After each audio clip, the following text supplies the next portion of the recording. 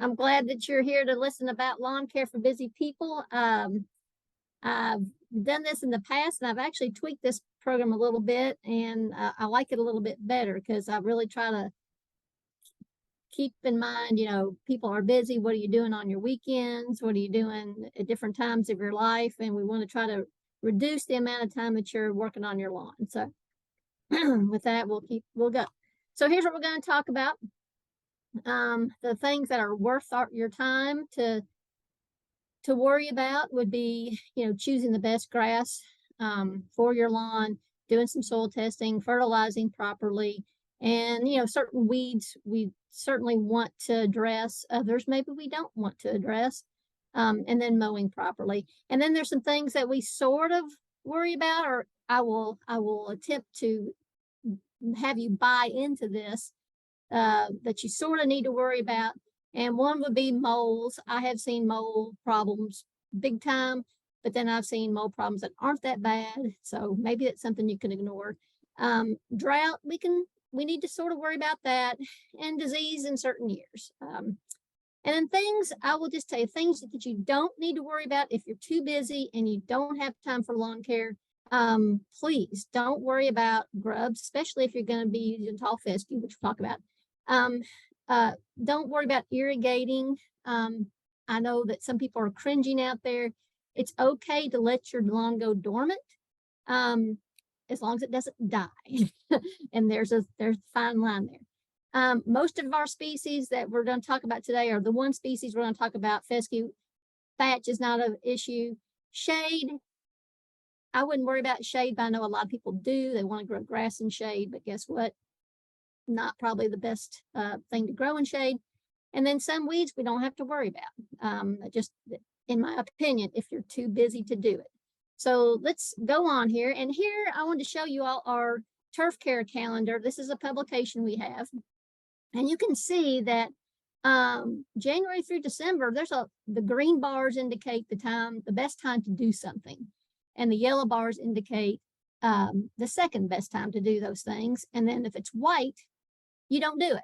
All right. So there's a lot of green throughout January to December, and it could be a little intimidating when you see this. But I'm just here to tell you, this one right here, mowing, is going to take up a lot of your time. It just does. You're having to mow every week. So that's the big one. But I'm here to tell you that there's a chance that we can get rid of a few of these. Okay, that's going to be my goal today, is to get rid of a few of these for you. All right, so it looks less intimidating.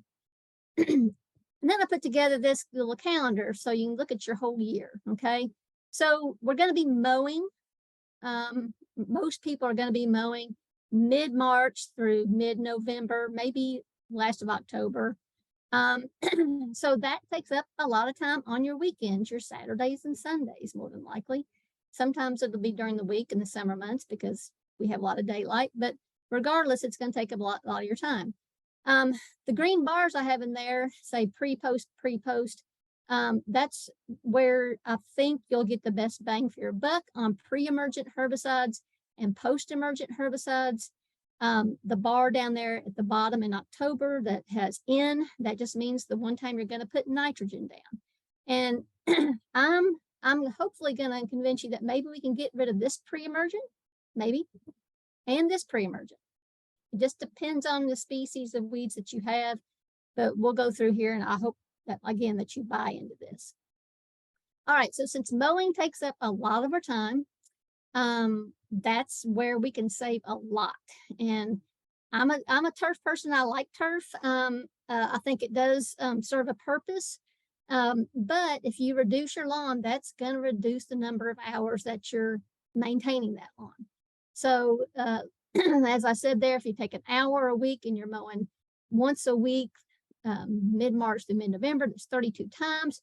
If you reduce your lawn by 25%, you can save 8 hours. That's a whole day. Okay.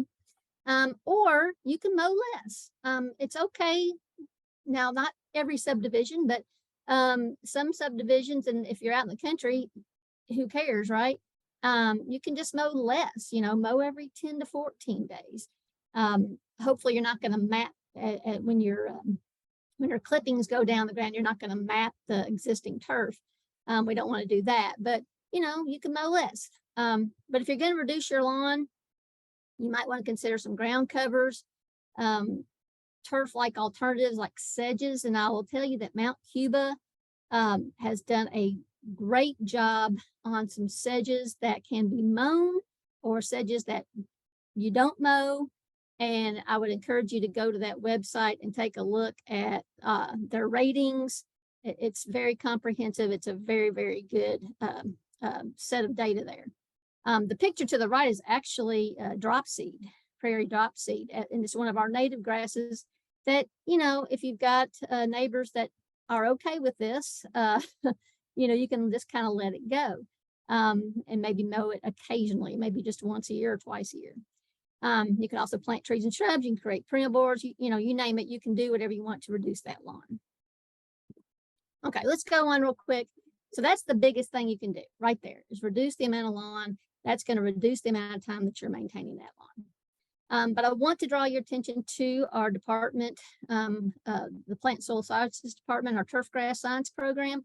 You can get to the website very easily. And on that website, you'll see home lawns, golf turf, sports turf. If you click on home lawns, you get this whole big list of things, publications, videos, whatever, that can help you get through some of these things. And I'm just going to hit the high points today. All right. Everybody knows this song, right? You can't always get what you want, but the song, the lyrics are, but if you try sometimes, you just might find you get what you need. So maybe this is the philosophy we need to take. With as little effort to put into it a turf lawn as you want to put into it, you may not get what you want. You may not get what you need, but you got to balance that out. So what do we need? Most time we want it to be attractive, right? A lot of us, like me, sometimes if it's green, I'll mow it. And I'm okay with that to some degree, but in other parts of my lawn, I want it to look a little better. We want it to be low maintenance. Well, if you're mowing all the time, that is like the least low maintenance thing I can think of, a weekly thing. You're not really, you're not getting anything monetarily back from a lawn exactly. So you need to be sure that the maintenance things that you're doing to the lawn are worth your time. Okay. We want to be low cost. We want to be little water, little inputs. But we also hopefully can get it to promote biodiversity, and we can make it be earth friendly. So we're going to try to get all that today. All right. Anybody who's heard any of the turf talks have probably heard this, and I'm going to repeat it because I think it's funny and it's good. But we have cool season grasses and we have warm season grasses. So cool season grasses are grown not exclusively, but in that zone to the north. Warm season grasses do best in the southern United States. And Kentucky is stuck in this transition zone where we can grow both cool season and warm season grasses equally poorly. Now, you all did hear me right. We're going to grow these equally poorly. So, but over the years, and with the turf program the UK's had, we know that tall fescue is probably the best grass for Kentucky lawns. It stays green all winter. People like that. It has good texture. Lots of good things about this grass. There's a ton of varieties. I will tell you that all of them are pretty much the same as far as quality. You can still get Kentucky 31, which is an old forage variety. You can still do that, but I will tell you when you look at turf plots, and they have these meter square turf plots a lot of times with different varieties of grass, in particular tall fescue. And when you see 100 of these squares out like you do in that picture to the right, the only one you can pick out is the Kentucky 31 because it looks so much less green and broader leaved than the turf type tall fescues. So I would encourage you to try some of the turf type tall fescues, but that's up to you. But in our turf group, we're also talking about zoysia. Maybe that's the best one for you. Once it's established, it's very weed resistant, very. It needs very little water. It can be very attractive. It does have some drawbacks. I won't go into all of them, but one of them is that slow establishment rate. The other one is, excuse me, that it's brown 6 months of the year because it is a warm season grass. So there are some things not great about zoysia, but as far as weed control, oh my gosh, it's great. All right, so let's go on to turf fertilization. We do want to soil test and make sure we're putting down the appropriate fertilizer, and understand that putting nitrogen down at the right time can decrease a lot of diseases, decrease your weeds and your drought damage. So don't make light of nitrogen. Turf does need it every single year, but if you do it the wrong time, you're not going to get the benefits that it can provide and make your life easier because you're busy. You don't want to have to deal with diseases or weeds or drought damage. And how would you take a soil sample for your lawn? Well, you just go randomly and bring up 4-inch cores all over your yard in random places, put them on a bucket and bring in a pint to your local extension office. So when we get that back, that soil analysis back, we're going to apply those nutrients according to your soil test. You're going to be doing nitrogen every year, and you're going to be only doing it in the fall. And you can only you only have to do it one time. All right, so let's take this bag of Let's Go 1809. It's got 18% N in it. That means it's got 9 pounds of N per bag. This bag can do 6,000 to 9,000 square feet if we're putting down 1 to 1.5 pounds of actual nitrogen per 1,000 square feet. Do not worry about that. Just know that that your extension agent can do this math for you. But this bag, this 50-pound bag, can do 6,000 to 9,000 square feet.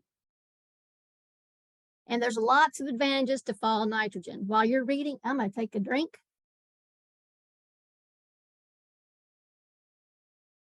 Yes, lots of better things happen when you put down fall nitrogen. So I'm not going to read them since you've already read them. You've had time to do that. All right, so let's talk about minimum or adequate turf fertilization. So if your soil test comes back and it says you only need nitrogen, you can choose ammonium nitrate, a 2700. You can even use something like urea. Most people are not using urea, but you can use something organic like blood meal. Okay, and there's your rates. However, if your soil test comes back and it says you need P and K, so you're going to use a complete fertilizer that has nitrogen plus phosphorus and potassium. So any of those would do fine depending on what the analysis came back as. And if you need a complete organic fertilizer, compost is it. It's got all nutrients and even micronutrients for that matter. So when we talk about soil testing, we want to do that every 2, 3, 4 years. We're always applying during the fall. October is probably the best time. But you can apply a second application of the exact same thing you did in October and December if you want to. But again, if you're busy, you just put the one down and you're good. And I do want to make a point of this picture. Hopefully you can see the nice stripes that this poor nitrogen applicator put on the soccer field. But remember, if you've got a drop spreader versus a broadcast spreader, we do want to apply half the nitrogen in one direction and half in the other direction so we don't get the stripes, or at least we minimize those stripes. Now, I'm not going to blow your mind or anything, but if you don't want to fertilize, let's incorporate clover into your grass. And that means you don't have to do anything in October or December, okay? You're just going to let the clover grow. Then yes, some people don't like the flowers, but you will be mowing them off, as you can see in that picture. It's just part of clover. However, there is something called micro clover that you can buy and is out there, and you might want to consider that. It's pretty interesting. You can see the mix of tall fescue in the micro clover in the picture on the right.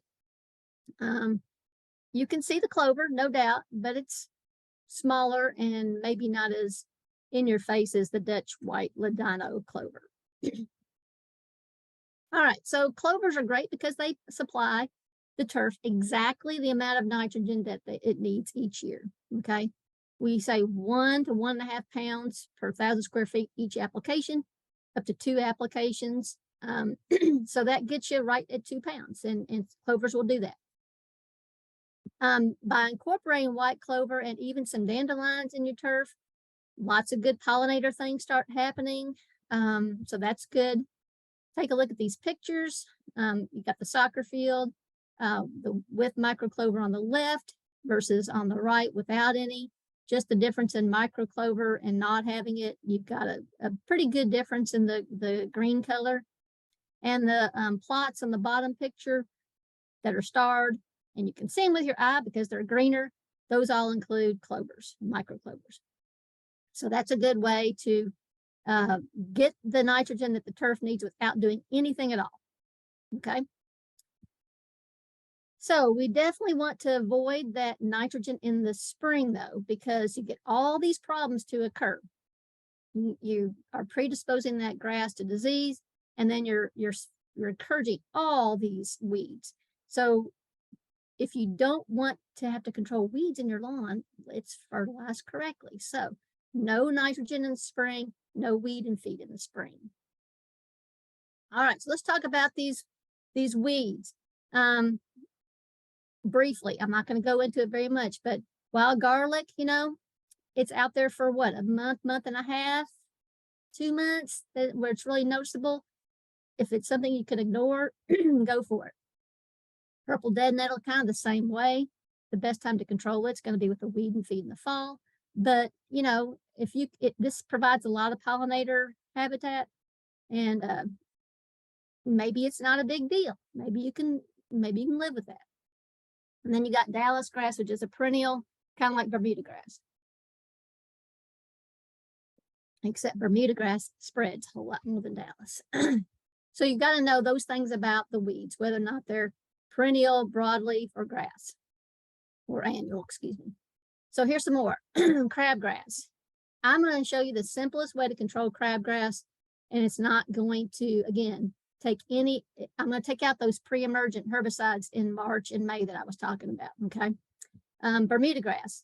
This is one you probably need to take some time and address, to be quite honest, because it can be a booger, especially in a tall fescue lawn. You got wild violets. A lot of people curse wild violets. I get it. It can be a great ground cover though. And at my house, I do have a lot of it under trees and whatnot, and I'm fine with that. I'm not going to try to grow grass there. I'm going to let those wild violets go. And they're actually a host plant for a butterfly species. So yes. Then you got plantains.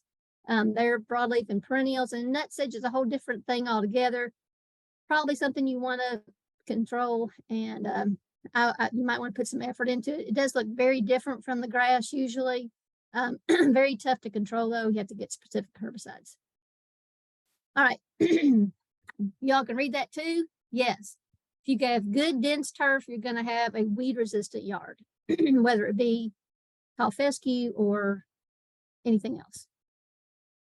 So let's talk about crabgrass, Bermuda grass, and go from there. So on crabgrass, if you want to do that chemical application, I think it's worth it to do it.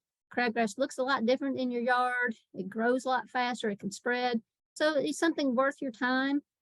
So you can do some the best chemical control is going to be a pre-emergence, because it is an annual. It comes from seed every year. As soon as you see the forsythia bloom, you put down your pre-emergence herbicide. You can do some post-emergence with it too, but I would discourage that. If you're busy, you don't want to deal with that. Do the pre-emergence and be done with it. However, I'm taking away 2 pre-emergent herbicides with this next statement. Okay. Mow your grass high. Not like the picture on the left. Mow your grass high. 3.5 to 4 inches. Here's the data. Okay. In the upper right picture, you see 1 inch, 2 inch, 3 inch, 4 inch. In the 1 inch picture, you can see on the graph in the bottom left, the incidence of crabgrass is almost 100%. So it's that light green color. You can see the difference in it in the grass versus the turf grass and the Bermuda grass up in the picture. As you increase your mower height, you can see the incidence of crabgrass goes down to practically nothing.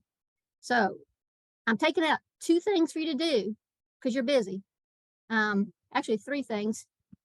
If you want to do the microclovers, got your nitrogen right there. And then if you mow high, no pre-emergence herbicides needed. There are some exceptions, but we're not going to talk about that today. But for crabgrass, it's easy. Mow high. Okay. This dude ain't. He's mowing too much. All right. So Bermuda grass and Dallas grass control. I'm not going to talk about this because Jason Vaughn just did a Fort webinar Wednesday on this. Did an excellent job. I would encourage you to watch that. It's gonna take 20 minutes of your time, and he has very, very good points about how to take care of these 2 problems, especially Bermuda grass. And then broadleaf control. There's a bunch of broadleaf controls out there. You can do it several times a year, but again, I'm not going to talk about that right now because again, we have a Hort webinar Wednesday that says your lawn and weed management. I encourage you to watch that. Of course, I can answer any questions after we're done, but still, I would watch that to get all that information. And the main thing on proper mowing, yeah, just mow it high. If that's the one thing you take away today, I will have done my job because mowing high is the best thing for your turf, not just from a weed standpoint, but from the health of the turf. And then thatch. I told you we're not going to worry about thatch because guess what? Thatch is not usually a problem in turf type tall fescue lawns. And that's what most people are growing. Tall fescue, in not just turf type tall fescue, but tall fescue. So no, guess what? We don't have to worry about thatch. That's one job out of the way. Grubs. Grubs, as you know, are the larval stage of a couple, 3 beetles that we have in Kentucky. They like irrigated turf. If you've had problems with them before, then you probably do need to address that. But most people think they have a grub problem and they don't. When you see grub problems occur, it's going to be coming up here in August and September, not in March and April. The damage is now. And if so I would argue that we don't have to worry about grub control because most of us don't have that problem. And then moles. Yes, I have seen really bad mole problems, but again, if you have those issues, please watch the moles and other pesky diggers Fort webinar Wednesday on the YouTube channel, and that will address that. The one disease in tall fescue we really need to worry about is brown patch disease. And in the midsummer when we have a lot of rains and it gets very hot, I would definitely want you to call somebody and say, do I have a disease problem? Because you do want to address that because brown patch can get so bad it can kill your grass. Sometimes it will kill that crown, and then if the crown's dead, that's it. So do get that looked at. And I will say shady lawns, if you're trying to grow grass in a shady lawn, it's just going to be tough. The solution to that is going to be to reduce the shade and increase air movement. But guess what? The easier solution, which I like, is enjoy the moss that you have. You don't have to mow it. You don't have to mow it. So right there, we're trying to save you time. So where there's moss, let there be moss. You gotta, if you're a tree lover, then you're gonna have shade. That's just part of it. So if just don't try to grow grass in deep shade or even part shade, because sometimes it just won't do very well. There's my information. If y'all have any questions, you want to call me later on. But I'm open to questions right now too.